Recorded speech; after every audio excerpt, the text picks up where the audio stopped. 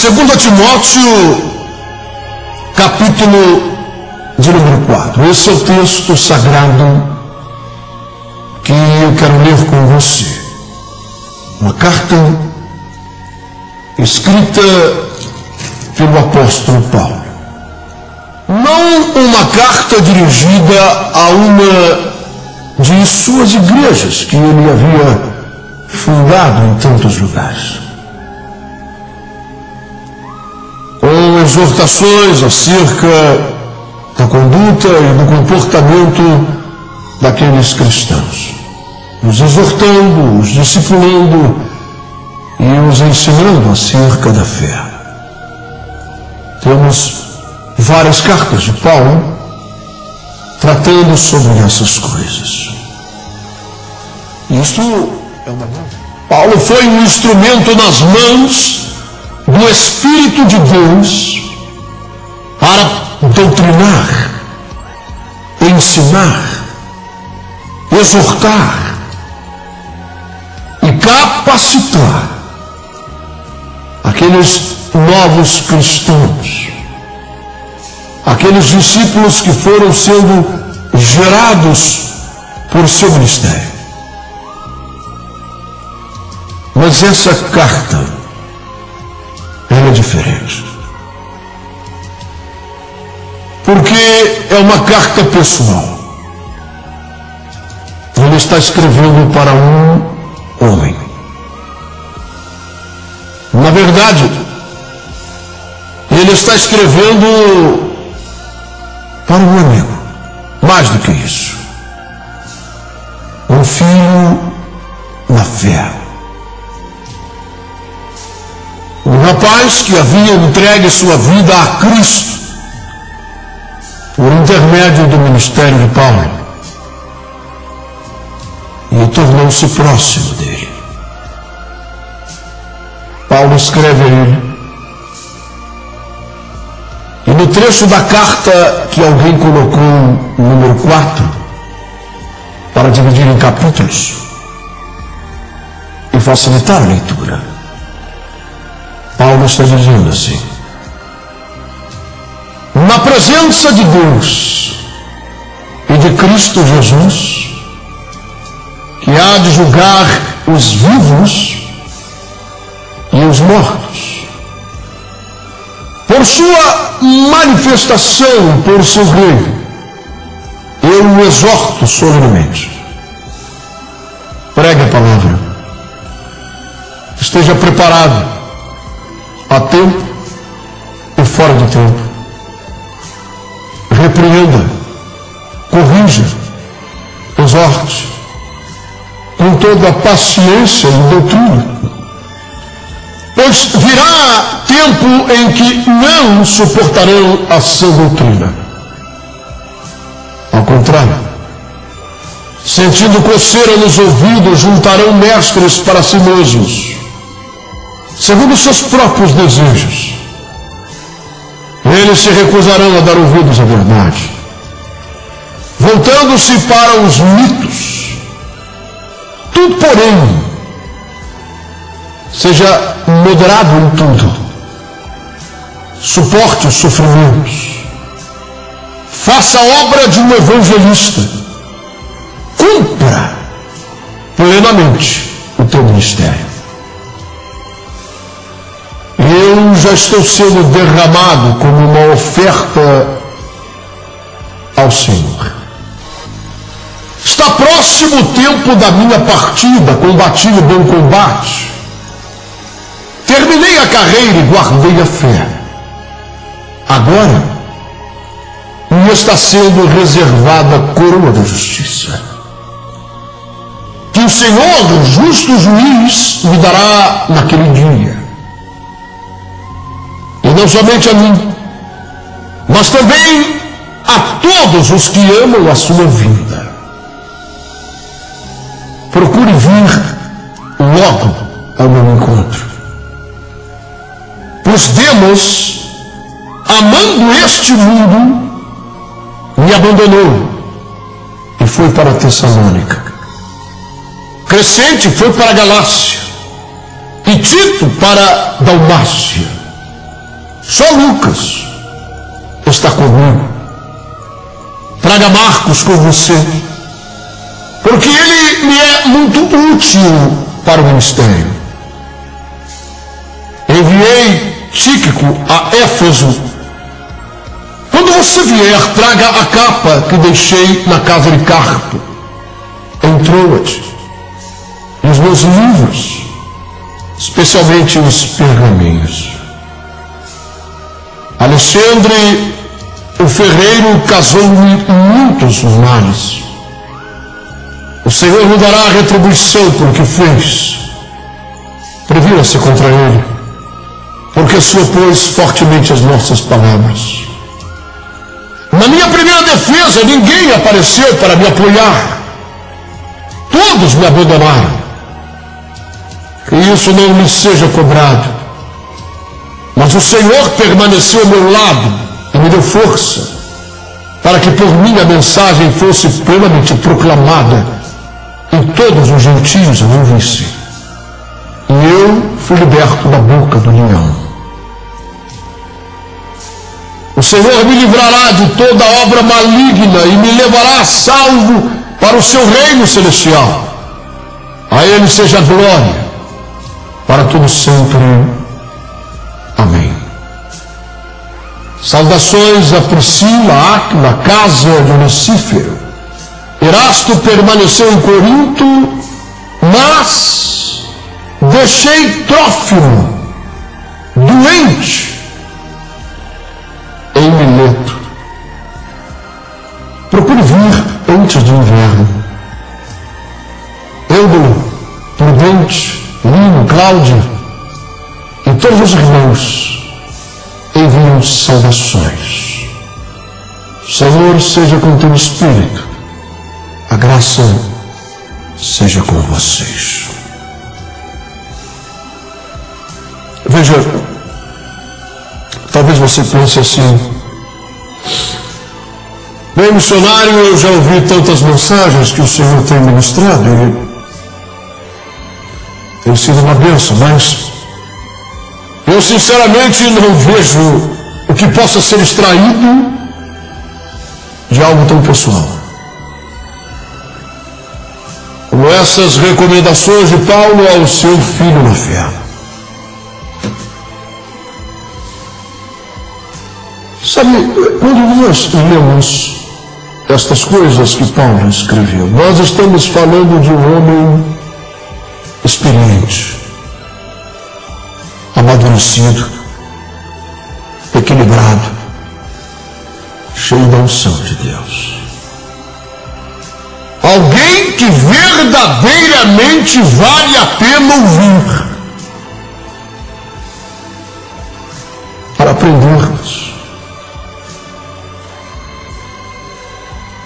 Sabe, esse é o grande problema que nós vivemos nos dias de hoje.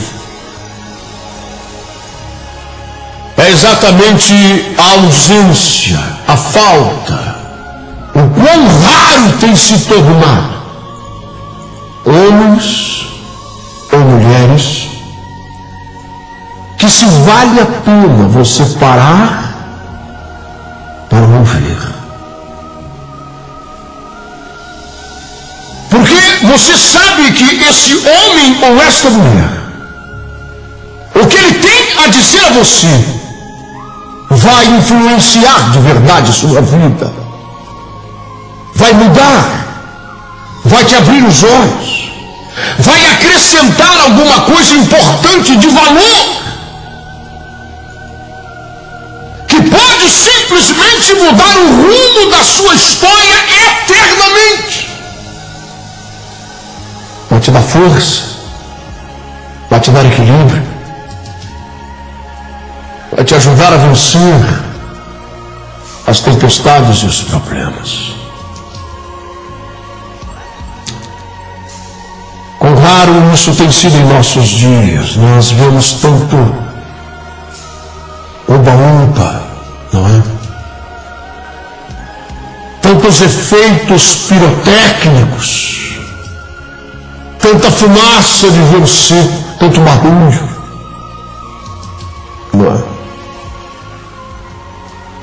Mas a maioria das pessoas que estavam reunidas naquele lugar saem da mesma forma ou ainda piores. E se você perguntar a elas o que foi ministrado, elas são incapazes às vezes de lembrar o versículo bíblico que foi lido. Aquilo é algo vazio, é algo que foi levado pelo vento. Constituiu-se apenas de barulho, de empolgação momentânea, de frenesi momentâneo. E apenas isso. Gritaria, um show. Mas nada mudou na sua vida, no seu caráter, e nem na sua eternidade. Nós vivemos de fato dias difíceis. Eu me lembro daquilo que um homem de Deus disse há algum tempo antes de sua morte. Um dos maiores evangelistas que já viveu nesse mundo, Carlos Spurgeon. Esse homem ganhou milhares de almas para Cristo, consagrado a Deus, ungido pelo Espírito Santo. Uma vez ele declarou e disse: eu sinto que vai chegar o dia e que nós teremos dificuldades em encontrar pastores apacentando um rebanho para entrar nos céus. Porque o que nós mais veremos serão palhaços entretendo uma manada de bodes. Sabe o que esse homem estava dizendo? É profético e bíblico. Paulo menciona isto na carta que ele escreve a Timóteo. Diz a ele: seja equilibrado, faça a obra de um evangelista, pregue em tempo e fora de tempo, quer te ouçam ou deixem de ouvir, persevere nesse evangelho.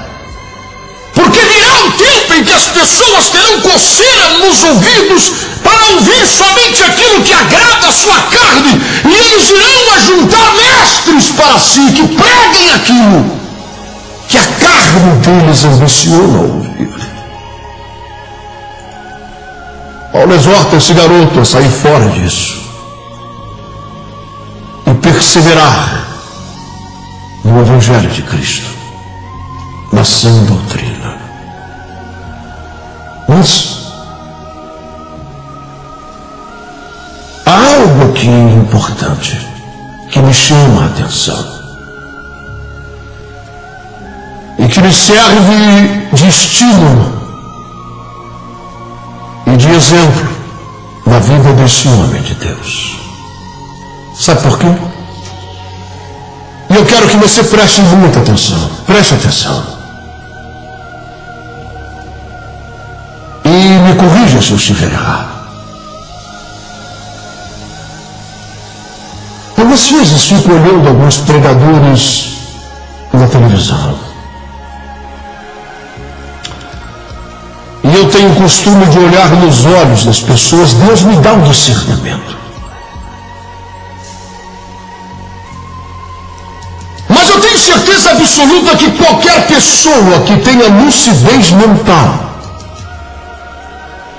que começar a observar alguém falando alguma coisa, pregando ou ensinando, doutrinando sobre qualquer assunto, você terá a capacidade de perceber quando esta pessoa está sendo evasiva, fria. Ela foi treinada, ela ensaiou aquelas frases no espelho. Você começa a perceber que não há sangue na veia. Você começa a perceber que não há unção do Espírito Santo naquilo. Você começa a perceber que são palavras vazias. E você começa a perceber a falsidade, a imaturidade, a hipocrisia. Isso é tão triste. Quando você percebe pelos gestos das mãos, dos olhos, da fisionomia, a forma de falar e de expor, eles querem transparecer a figura do super-homem, não é? Do general de exército. É o cara que está na frente da batalha, é o peito de aço, não é? Ele está acima de qualquer espécie de problema. Ele não passa por problemas, ele não passa por apertos, ele é rico, ele é milionário, ele nunca fica doente, nada lhe sucede, ele é um super-herói, ele é um super-homem, e ele quer transmitir essa visão para as pessoas, como se ele fosse o herói em quadrinhos,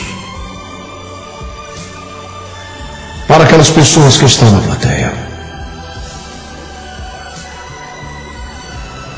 De maneira que você vê que eles modificam o tom da voz, a forma de falar. Não há naturalidade. Você percebe que é falsidade. Não há naturalidade. A coisa é toda fantasiosa.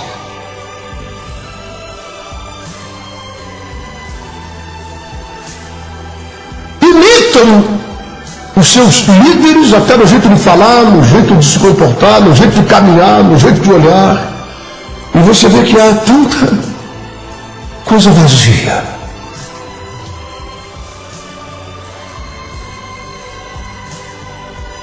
E no meio de tudo isso, de toda essa coisa destituída de alicerce, de vida, de credibilidade,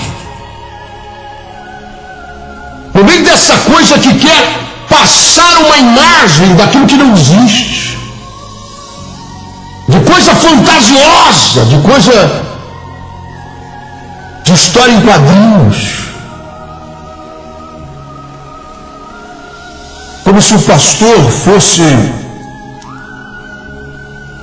a qualquer momento tirar a sua gravata e o seu terno, e nós veríamos aquela roupa colada, azul, com o símbolo do X, o super-homem, o peito de aço,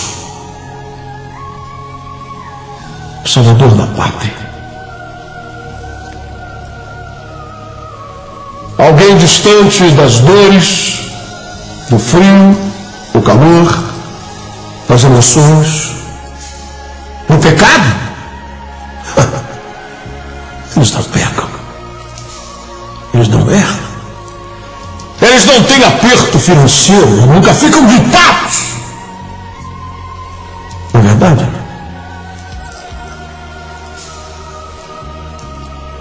Eu vejo Paulo, esse homem de Deus,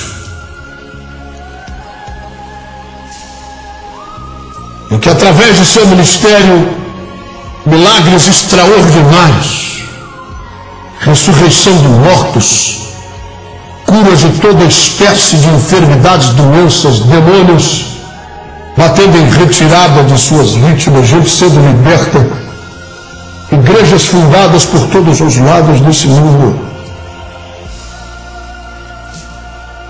Eu vejo esse homem no final de sua carreira, ao invés de demonstrar soberba, arrogância, aspereza no falar, ser o dono da verdade, possuir um ministério de milhares de congregações pelo mundo,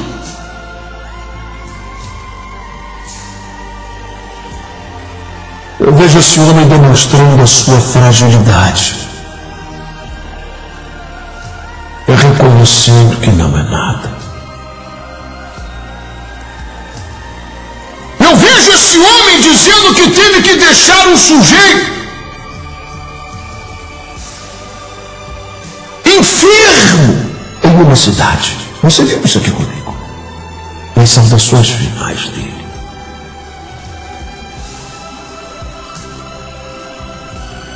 deixei Trófimo doente em Mileto, ele disse.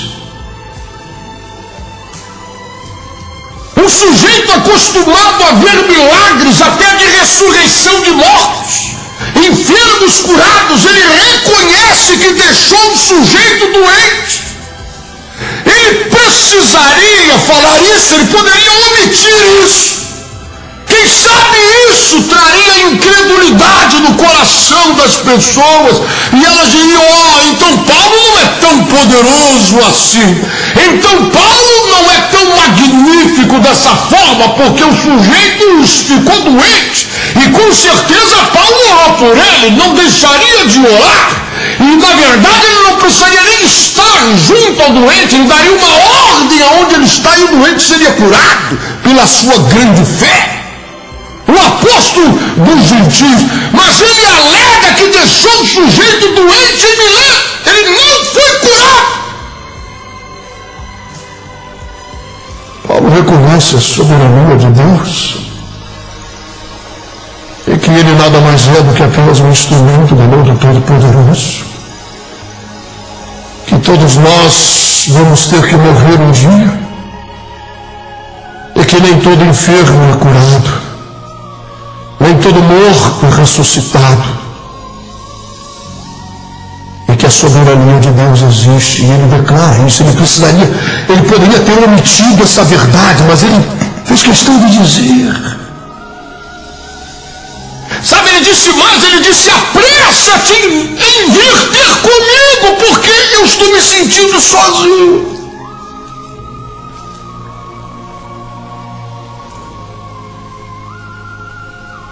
Sabe, você não vê arrogância nessas palavras desse homem que conversava com Jesus? Quando ele escreve a igreja lá em Corinto, na Grécia, ele diz: isto eu recebi do Senhor, foi o próprio Jesus que falou comigo, eu vejo ele, eu falo com ele, ele senta comigo lado a lado, e eu converso com ele, eu vejo os anjos, eu já fui arrebatado ao terceiro céu. Eu já estive lá. Eu sou o cara que tem comunhão com os anjos, os arcanjos e querubins. Eu já fui no terceiro céu. Eu ouvi coisas que não posso nem dizer a vocês, meros mortais. Eu sou um grande cara, eu sou o apóstolo dos gentios. Não se aproximem de mim, porque senão cai fogo. Não, veja isso. Ele poderia ter escrito para Timóteo e ter dito a ele: olha, se quiser vir, vem. Se não quiser também não vem, porque não tem problema. Eu estou aqui cercado de anjo, querubim e serafim. A coisa aqui está caindo fogo. Jesus vem para cá todo dia, nós conversamos, de maneira que eu não sinto falta de ninguém. Mas ele escreve para seu filho na fé, dizendo: apressa-te em vir ter comigo. Eu estou sozinho, só Lucas está comigo, eu estou me sentindo só e abandonado. Demas, que era meu discípulo, me abandonou, ele amou o presente mundo, ele se desviou da fé. Veja isso. Ele fala de 3 caras que andavam com ele, que eram seus discípulos e tinham abandonado, e um deles inclusive se desviou. Você pode imaginar isso? Alguém que era discípulo do apóstolo Paulo se desviar da fé amando o presente mundo. Paulo declara isso, e declara que ele estava se sentindo entristecido, se sentindo só. Precisava apenas do Espírito Santo Consolador, ele não precisava ver anjos e querubins, ele não precisava apenas que Jesus estivesse com ele, mas ele queria a presença de um outro ser humano, alguém que fosse como ele, que errasse como ele, que pecasse como ele, que o entendesse no seu agir e que estivesse ao seu lado, para compartilharem suas dúvidas e questionamentos e fraquezas. Ele queria ser um amigo contigo, e ele disse: apressa-te, venha logo, porque eu estou me sentindo só, eu estou me sentindo triste. Demas se desviou da fé, os outros dois foram embora, me deixaram aqui, só Lucas ficou comigo, eu estou me sentindo sozinho. Venha, eu preciso da tua presença.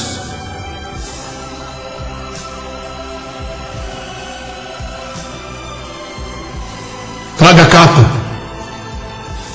que eu deixei na casa do fulano, naquela cidade. Venha logo antes do inverno. Veja isso. Traga a capa, venha logo antes do inverno. Traga os meus livros e meus pergaminhos. Esse homem sentia frio. Você está entendendo isso, não? Sabe, se essa carta fosse escrita pelos nossos pastores atuais, a maioria deles escreveria: olha, rasga essa capa, não traga nada, porque aqui o negócio é o seguinte: o fogo do Espírito me aquece. E se qualquer coisa eu clamo a Deus, Ele manda fogo do céu e acende uma fogueira no meu quarto. Eu sou um super-homem da fé. E quando eu ando por aí, as pessoas olham e dizem: é um pássaro? Não. É um avião? Não. Quem é? É o pastor fulano, o apóstolo ciclano. Paulo diz: eu vou sentir frio. Não esquece a capa. Eu sou só um ser humano. Deus está comigo. Ele é todo poderoso. Ele pode me suprir de todas as coisas. Mas eu sou só um ser humano. E reconheço isso. Não tenho a soberba e nenhuma prepotência pelo fato de ter me tornado tão próximo a Deus, tão próximo de Jesus Cristo, nosso Senhor. Quanto mais me aproximo dele, mais eu sinto que sou fraco, pecador. Ele chegou a dizer de si próprio: eu sou o maior de todos os pecadores, o que mais alcançou misericórdia.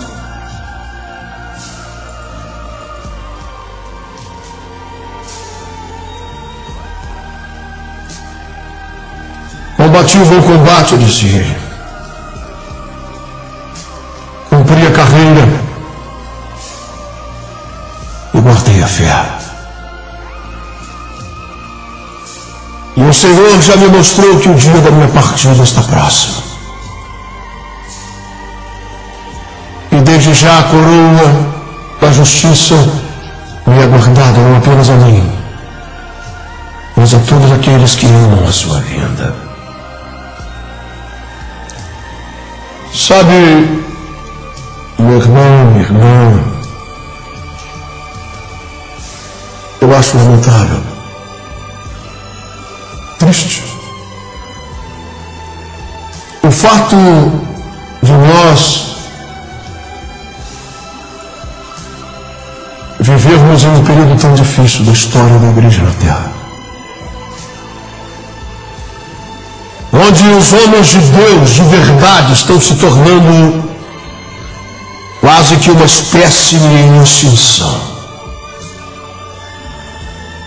Você olha na cara da maioria deles e você não consegue enxergar honestidade, você não consegue enxergar sinceridade, você não consegue enxergar transparência, verdade, humanidade.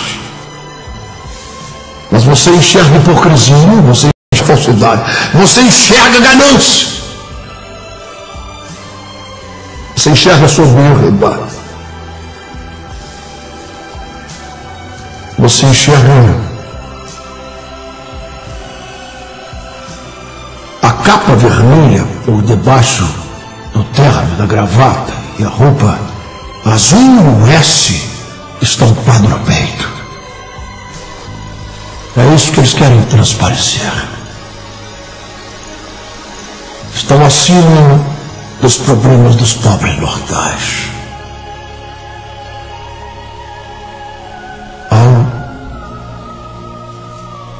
Revela o seu lado humano, simples, mortal. E escreve essa carta ao seu filho na fé.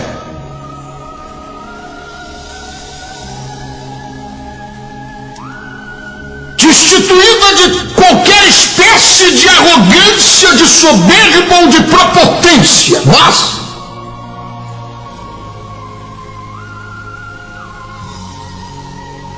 revelando todo um lado humano, mortal, que todos nós, na verdade, temos.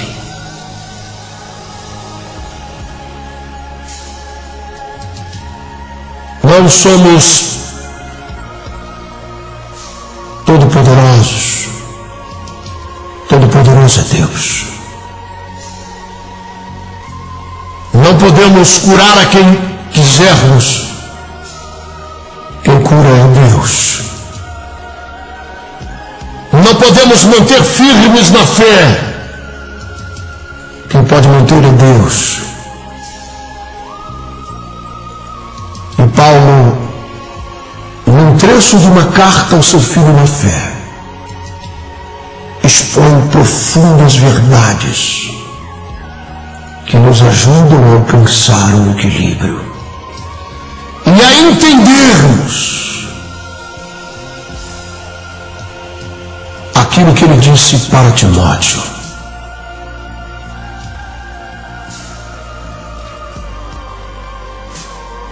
Mantenha-se firme a esse evangelho, em tempo e fora de tempo.